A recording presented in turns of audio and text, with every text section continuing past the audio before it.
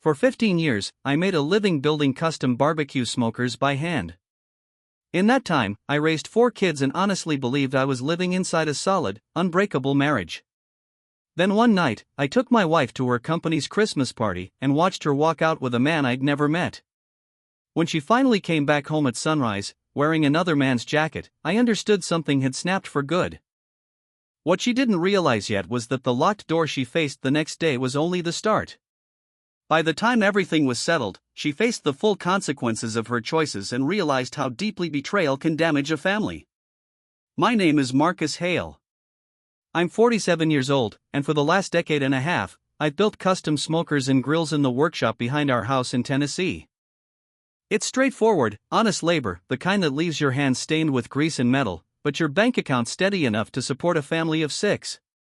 At least, that's what I thought. I believed I was providing enough to keep my wife content. Turns out, I was wrong. The night everything unraveled didn't start with any warning signs. Evelyn had been invited to her marketing firm's annual Christmas party, and surprisingly, she asked me to come with her. Normally, she'd brush it off, telling me it was just work talk, industry chatter, nothing I'd enjoy. But this time was different. She pushed for it. "You should meet some of the people I work with," she said, smoothing out her emerald green dress in the mirror. "Especially the new account director. He's got some interesting ideas about expanding into outdoor lifestyle marketing." I should have noticed how her tone shifted when she mentioned him. I should have questioned the brand new dress she never talked about buying, or the extra hours she spent on her makeup. But my head was elsewhere, locked onto a big custom smoker contract I'd just landed with a barbecue chain in Leoville. I wasn't reading between the lines. I wasn't looking for trouble. The party took place at the Heritage Hotel downtown, polished marble floors, crystal chandeliers, the kind of place that makes a working man feel like he wandered into the wrong world. Even in my best suit, I stuck out. Evelyn, on the other hand, moved effortlessly from conversation to conversation, like she belonged there.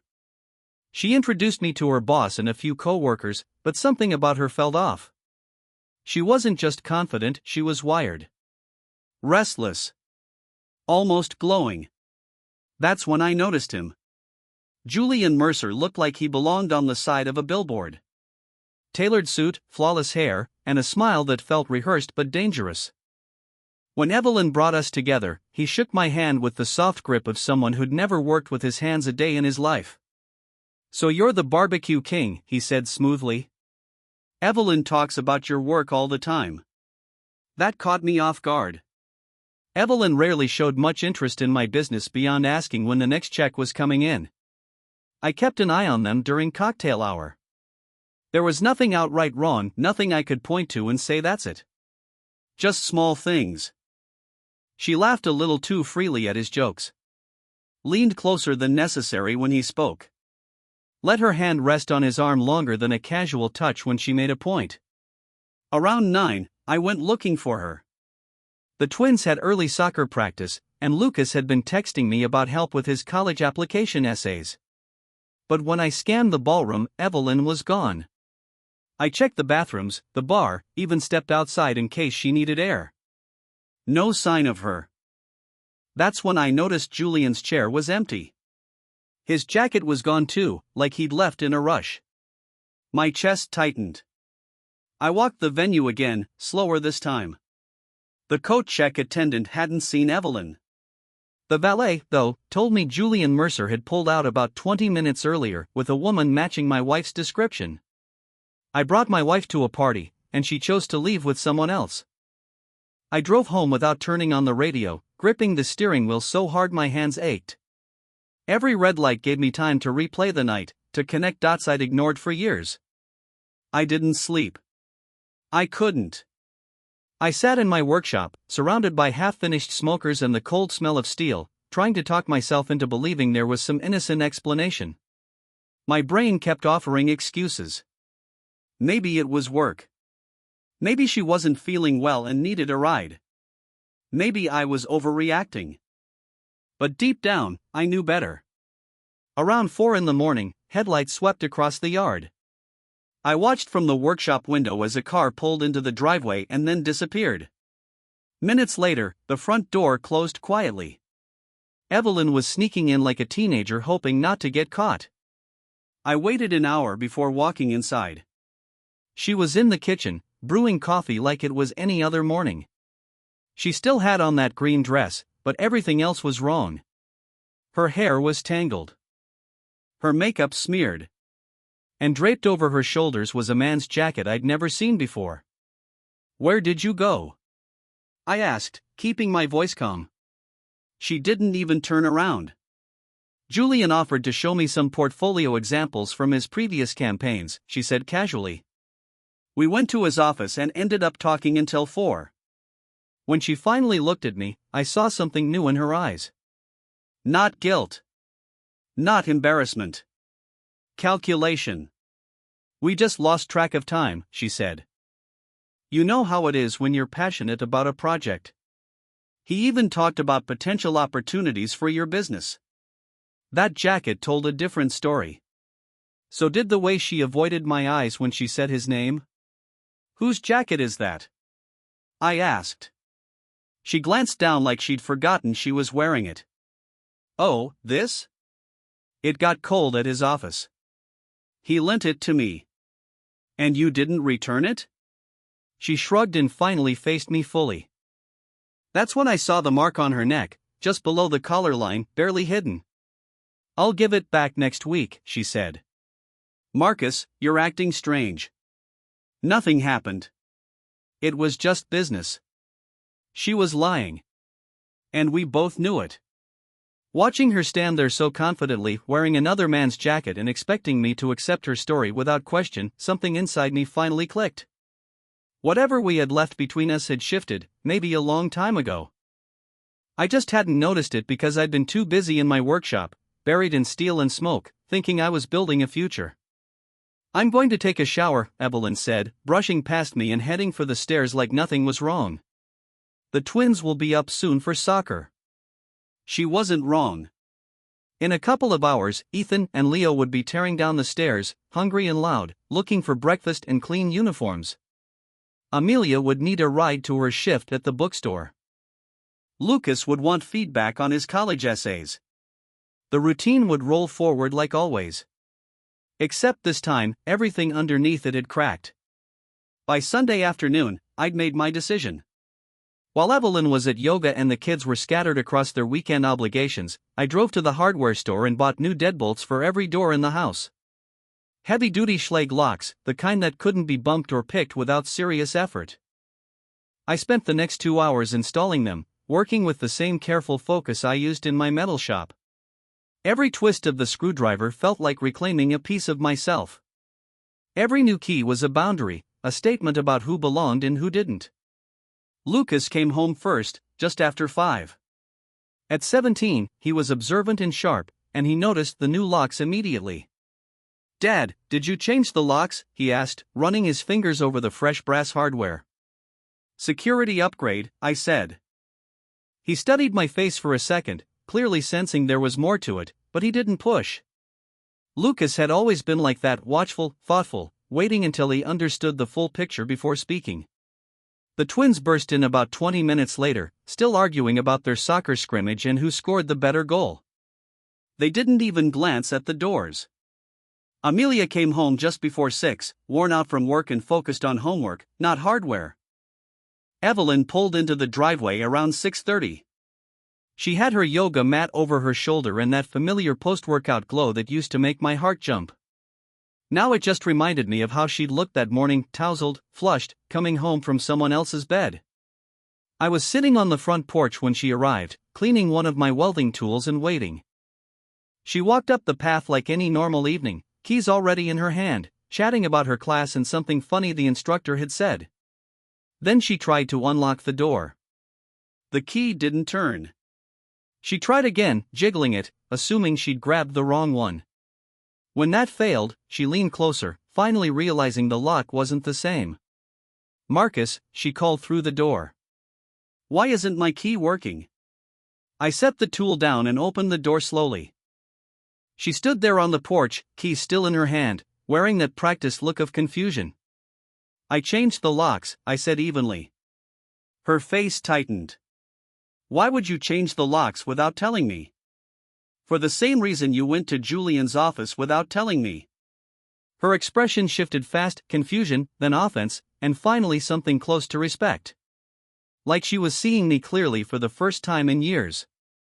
Marcus, we need to talk about this like adults, she said. We will, I replied. But first, you need to decide where you want to have that conversation. Right now, we need space, and this house needs to be a calm place for the kids. She froze. The woman who'd walked through that door for 16 years now stood outside it, staring at me like I'd lost my mind. Behind her, I noticed Mrs. Carlyle next door pretending to water her plants while clearly listening in. You can't be serious, Evelyn said. This is my house too. Our kids live here. The kids you left last night to go play house with your boyfriend. I shifted slightly, but not enough to let her pass. They're inside doing homework, wondering why their mom's been acting so strange. I told you it was business. Business that crossed personal boundaries and left no room for doubt about what really happened. I crossed my arms and leaned against the doorframe. Evelyn, don't mistake my line of work for a lack of awareness. That one landed. I saw her jaw tighten. The mask slipped, just for a second. Fine, she said quietly, lowering her voice so the neighbors wouldn't hear. You want the truth? Yes, I spent the night with Julian. Yes, we're involved. But this marriage has been dead for years. We've been roommates, not husband and wife. No excuses now. No spinning the story. Just cold, blunt honesty, delivered like she was commenting on the weather. So you decided the solution was an affair, I said, instead of talking to me. She let out a short, humorless laugh. Talk to you? Between your work, the kids, and your weekend projects? When exactly was I supposed to schedule a conversation about how lonely I've been? You could have started any time in the last 16 years. I tried, she shot back. You just never listened. That stung, because part of it was probably true. I'd focused on building the business, making sure the family was secure, planning for the future. Maybe I missed some things along the way. But none of that justified what she'd done. So what now? I asked. Now you let me inside, she said. We figured this out like reasonable people. The kids don't need to see their parents acting like children. I shook my head. What they're going to see is their father standing up for himself. They're going to learn that choices matter and lies don't earn second chances. Through the window, I spotted Lucas in the living room, pretending to read while listening to every word. He caught my eye and gave me the smallest nod. He understood. And he agreed. I'll get a lawyer, Evelyn said. Good, I replied. So will I. I started to close the door, then paused. Oh, and Julian's jacket is hanging in the coat closet, I said. You can pick it up when you come get your things. I shut the door and turned the new deadbolt from the inside. On the other side, I could hear Evelyn breathing hard, probably weighing her options, whether to make a scene or walk away with whatever pride she still had left. For now, she chose to leave. The truth is, standing your ground isn't hardest in the moment of confrontation. That part is almost clean. The real struggle comes afterward, when the people you love start choosing sides. Tuesday morning brought that lesson down on me like a dropped anvil. I was in the workshop, trying to lose myself in the familiar routine of cutting steel for a custom smoker, when Lucas appeared in the doorway. At 17, he had his mother's eyes and my stubborn jaw, and at that moment, both were working against me. Dad, we need to talk, he said, closing the door behind him. I shut off the torch and lifted my safety mask. What's going on, son? Mom called me last night, he said. She's staying at Aunt Margaret's. She's pretty upset. Lucas leaned against the workbench, arms crossed in a way that hit me hard because it was exactly how I stood when I was thinking something through. She says you locked her out of the house over a misunderstanding. That's what she's calling it now? I asked. A misunderstanding? She told me you jumped to conclusions about her working relationship with some guy from her firm, Lucas said carefully. Dad. I know things haven't been great between you and Mom. Amelia and I aren't blind. But kicking her out feels extreme. I studied my son's face. I could hear Evelyn's influence in his words, but I also saw genuine worry. Lucas had always been the peacekeeper in our family, the one trying to slow things down before they blew up. Let me ask you something, I said. What would you do if you took your girlfriend to a party, and she left with another man, then came home wearing his jacket? Lucas's expression changed. Is that really what happened? That's exactly what happened, I said. And when I confronted your mother, she admitted she's been having an affair with Julian Mercer. The color drained from his face. He went quiet, thinking it through with the same careful process he used for calculus problems. She actually admitted it, he asked. She did, I said. She said our marriage has been dead for years. Said she was lonely. I picked up a scrap piece of metal and turned it over in my hands. Maybe there was some truth in what she said. Maybe I'd focused too hard on work and missed some signs. But none of that justified what she'd done. Lucas nodded slowly. What about Amelia and the twins? They don't know yet, do they? Your sister thinks I'm being unreasonable, I said. She's been texting me all morning, telling me I should apologize to your mom. I met his eyes. The twins don't understand why she's gone. And I'm not sure how to explain something like this to 12-year-olds. Lucas hesitated, then took a breath. Dad, there's something else you should know. He paused, then pushed through. I saw Mom with that guy about 2 weeks ago. At the coffee shop downtown. They were sitting really close, holding hands. My stomach dropped. I thought about telling you, he said. But I figured maybe they were just friends. Or business partners. I didn't want to make things worse.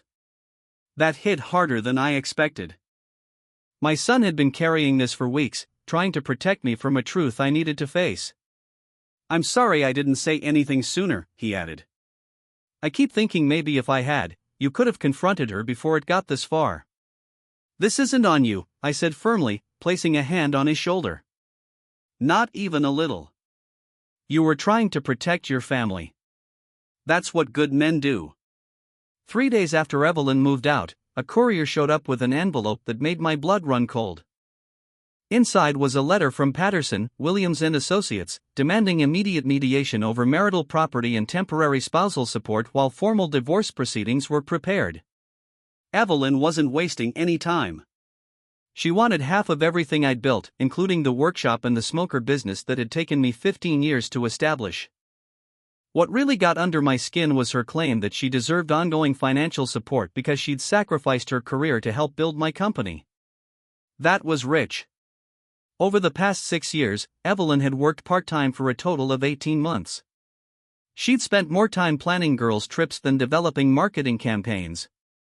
Meanwhile, I'd been grinding through 60-hour weeks just to keep our family stable. I called my lawyer, Thomas Reed, a straight-shooting former Marine who'd handled the paperwork when I incorporated the business. Thomas listened without interrupting, then gave me the honest assessment I needed. Adultery doesn't carry the weight it used to in Tennessee divorce law, he said. But it's not meaningless either. Her admission helps us. The bigger battle will be the house and the business. She didn't put a dime toward the down payment, I said. And she's never been involved in operations. Doesn't matter, Thomas replied. 24 years of marriage creates certain presumptions. But we can fight this, especially if she's been planning the divorce while hiding assets. That caught my attention. What do you mean, hiding assets? I want to bring in a forensic accountant, he said. We'll review the last 2 years of your finances. If money's been moved around or spent without explanation, we need to know. The accountant, Naomi Park, sharp-eyed and methodical, found exactly what Thomas suspected. Over the past 8 months, Evelyn had been quietly transferring small amounts from our joint savings into a personal account I didn't know existed. Nothing dramatic on its own, but together it added up to nearly $12,000. The credit card records were worse. Designer clothing. Expensive dinners at restaurants I'd never stepped foot in. Even a weekend trip to Asheville she'd claimed was a company retreat. The receipts told a very different story. Romantic dinners for two. Couple spa packages. A boutique hotel known for its cozy, intimate vibe. Naomi laid it all out during our meeting, pointing to line after line on the reports. She's been funding the affair with marital money, she said. These charges show a consistent pattern of deception and financial misconduct. As damaging as that was, the real shock came from Lucas. My son had been doing some digging on his own, using the computer skills he'd picked up over the years to comb through social media and public records. "Dad, you need to see this," he said, turning his laptop toward me. Julian Mercer wasn't just some polished marketing executive. He'd been married twice before. Both marriages ended in divorce. And in both cases, his ex-wives accused him of cheating in their court filings. The picture came together fast. Julian wasn't just unfaithful, he was a pattern. A man who went after married women, likely enjoying the destruction he left behind. Evelyn hadn't just fallen into a mistake. She'd walked straight into a trap and dragged our 24-year marriage down with her.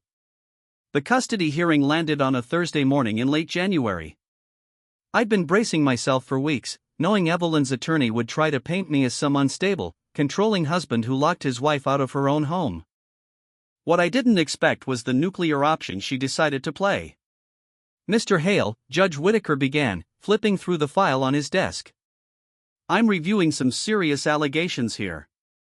Her attorney alleged behavior that painted me as unsafe, despite no evidence supporting those claims. Thomas Reed shot me a warning look before standing. "Your Honor, these allegations are entirely false. My client has no history of violence or intimidation. On the contrary, we have evidence showing Mrs.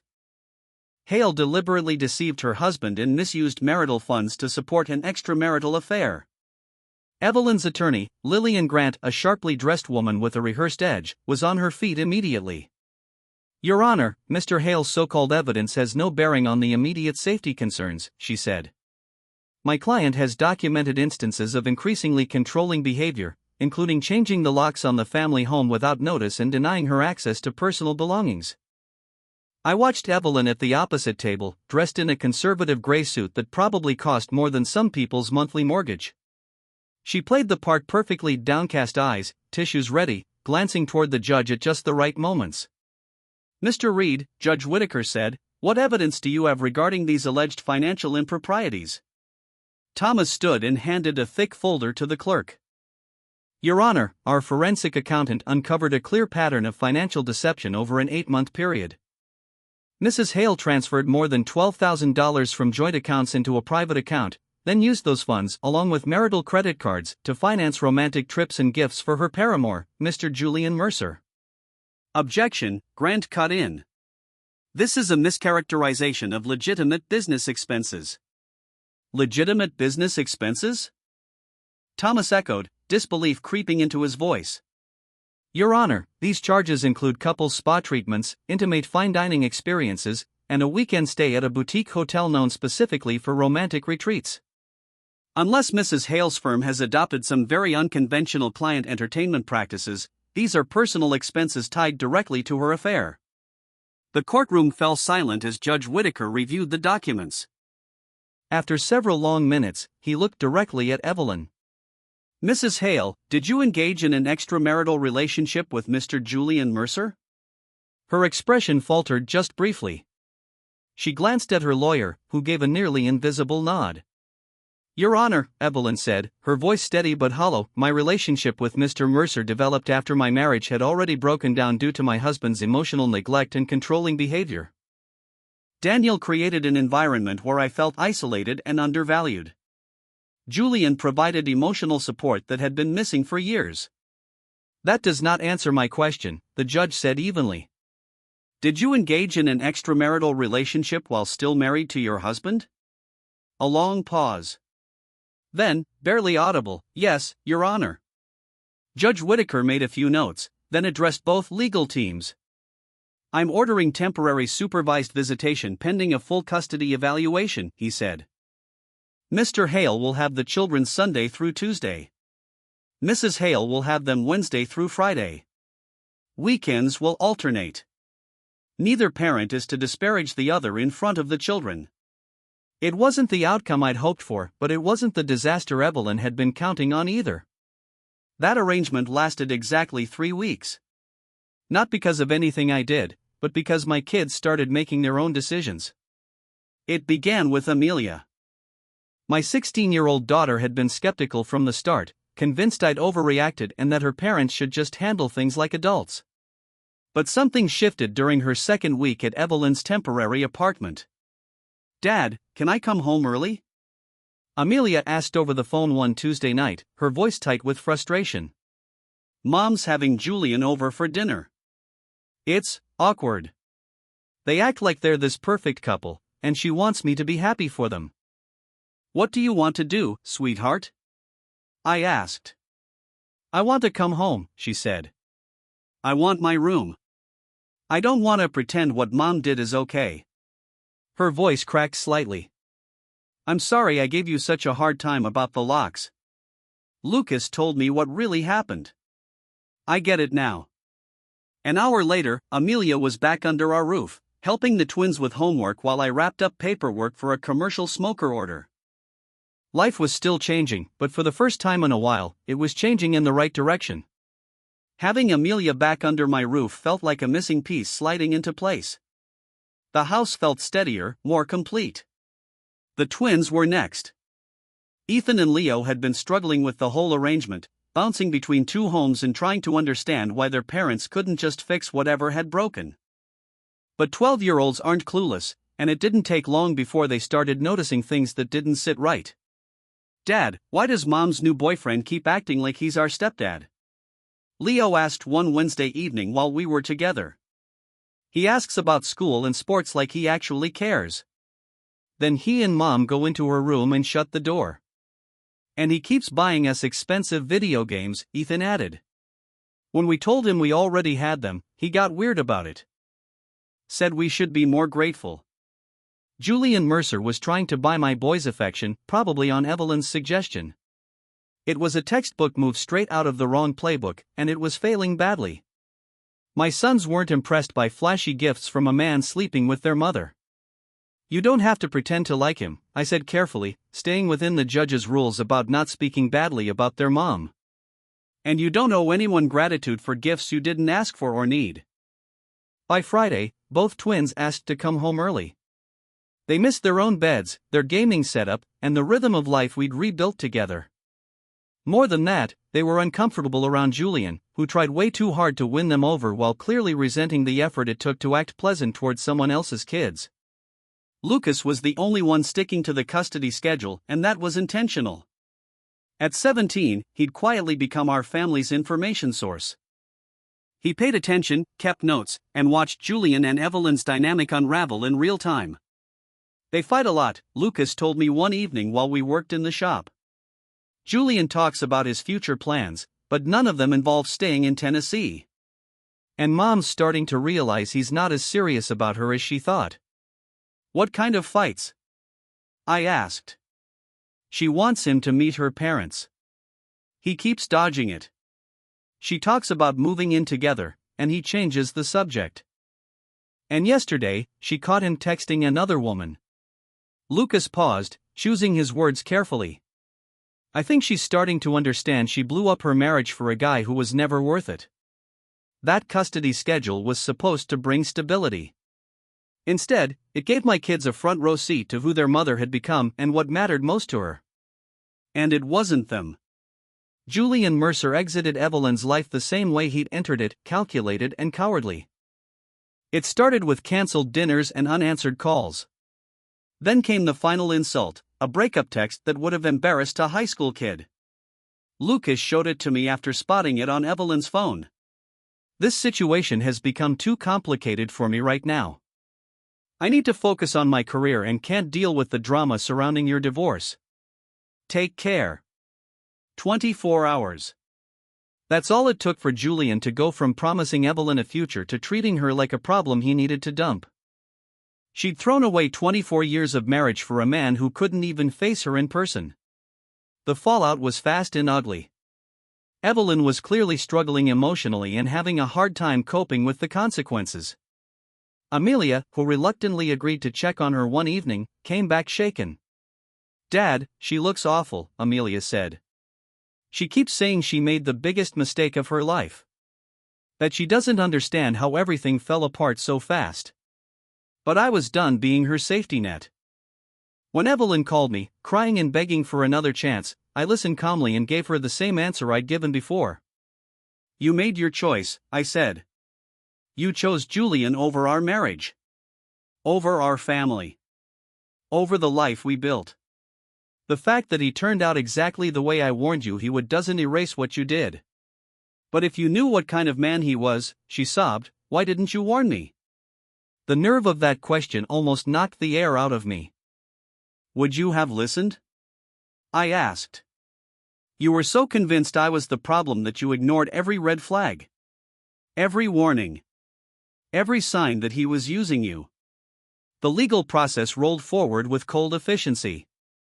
Thomas Reed built an airtight case documenting the affair, the hidden money, and the false accusations. The custody evaluation leaned heavily in my favor. All 4 kids had made it clear where they wanted to live. The final divorce hearing felt almost quiet.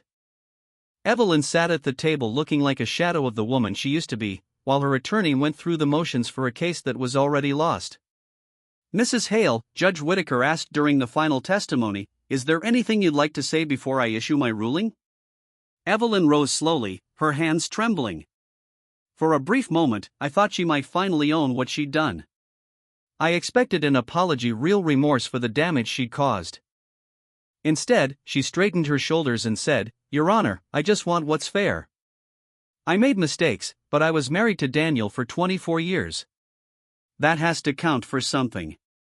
Even then, even after everything, she couldn't fully accept responsibility. In her own story, she was still the victim, still entitled to sympathy and compensation for pain she'd created herself. Judge Whitaker didn't buy it.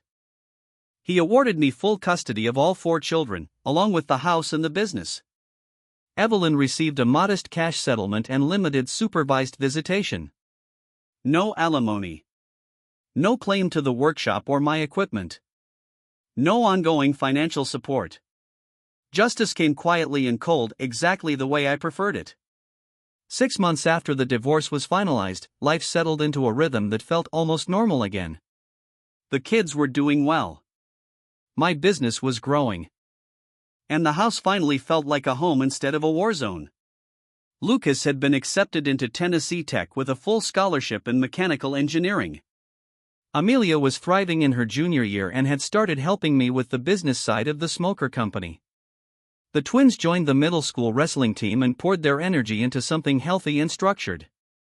More than anything, my children had learned what integrity looks like. They'd seen their father refuse to accept disrespect, and their mother face the consequences of her choices. Evelyn moved to Leoville, where she landed a job at a smaller marketing firm for a fraction of what she used to make. She sent occasional texts about missing the kids, but she didn't put in much effort beyond that. Supervised visits faded into monthly phone calls, each one shorter than the last. Julian Mercer vanished entirely. Word was he'd taken a job in Atlanta and left no forwarding information.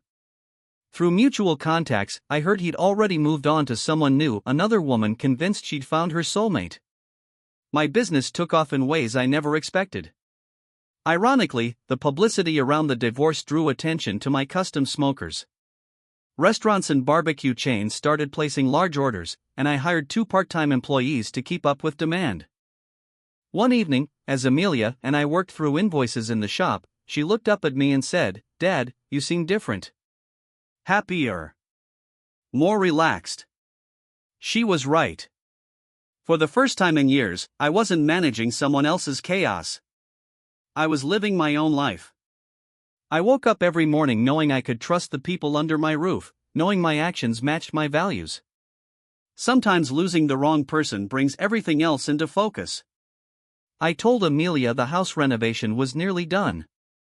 I'd redone the master bedroom, updated the kitchen, and added a screened porch where the kids and I spent evenings talking about our days. Every change erased another reminder of the woman who tried to tear our family apart. Dr. Helena Frost, who turned out to be a genuine friend, not just Evelyn's defender, helped me understand what really happened. Evelyn hadn't just cheated. She'd rewritten the history of our marriage to justify her choices. Some people can't accept responsibility, Dr. Frost explained. They need to believe they're the victim, even when they're clearly the one causing harm.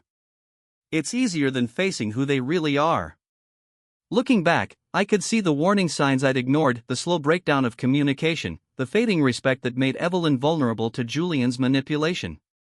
But I'd also learned something important: you can't save someone who doesn't want to be saved, and you can't love someone into integrity. My kids had their mother's contact information. If they chose to have a relationship with her someday, that would be their decision as adults. But they also learned that family isn't just about blood. It's about showing up, keeping your word, and putting the people you love ahead of your own selfish wants. That evening, as I locked up the workshop and walked toward the house, laughter spilled out through the windows. My kids were home, safe, steady, and secure in the knowledge that their father would always fight for them. It wasn't the life I planned 25 years ago. But it was better than the lie I'd been living. And that was enough.